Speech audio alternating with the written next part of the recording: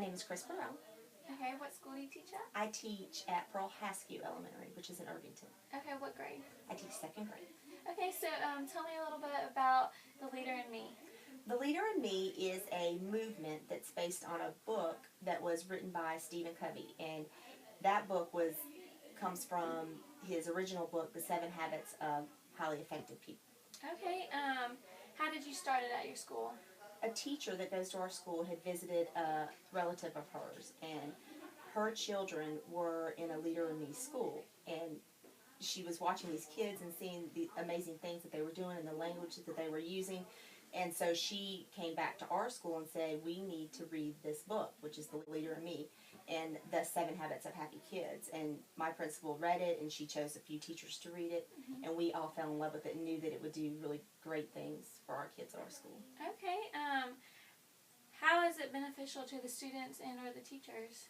It gives the kids and the teachers a common language. It's not another program or paperwork. It just gives us a common language to talk to the kids. There's 7 habits, and it's be proactive, begin with the end in mind, put first things first, think win-win, seek first to understand, then to be understood, synergize, and sharpen the saw.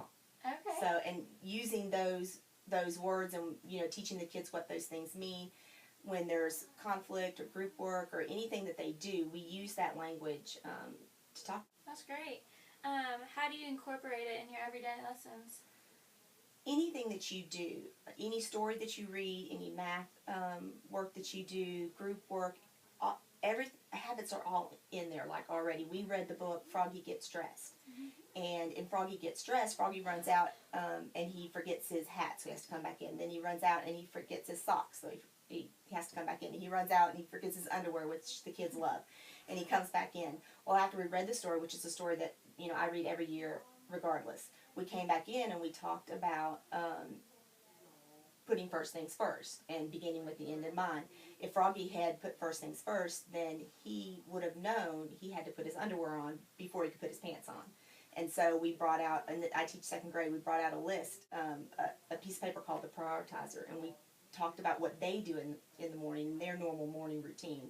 And we listed everything that the kids do in the morning, what time they wake up, eating breakfast, watching cartoons, and when they listed all the things that they did, then we put those in order, which were priorities.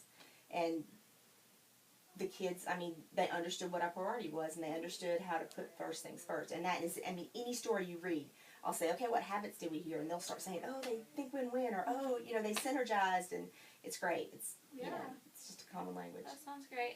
How do the kids respond to it? They love it, and I hear them, they'll be talking to themselves, and they'll get in an argument, or they'll be trying to work something out, and they'll say, well, we need to come up with a win-win solution, or win-win situation. Their parents will text me or call, and like, you would not believe, they wanted me to text your picture because they laid out their clothes because they were being proactive. The parents are amazed, the kids are amazed, and they just love it. They feel more confident about themselves. They feel like leaders and that, like they belong. Yeah, I need to learn about it. Do you think this should be incorporated in all schools, and why? Absolutely. Mobile County had started a movement which was getting kids college and career ready, and they started it by having the kids know what year they graduate, having them create goals and thinking about the end in mind, which is really one of the habits that we're teaching them. And this goes right along with what Mobile County's already doing. And my daughter's in 5th grade, and we just started this at our school this year, but I really wish she had that in kindergarten, because these kids that are getting this in kindergarten, these skills and these, knowing this language, they're going to be ready. They're going to be ready to graduate, and they're going to know how to set goals and priorities. I have kindergartners that are keeping data notebooks. Wow. It's great, and I think every child needs to have this, and know what these habits are. Yeah. Well, thank you so much for interviewing with me. You're welcome.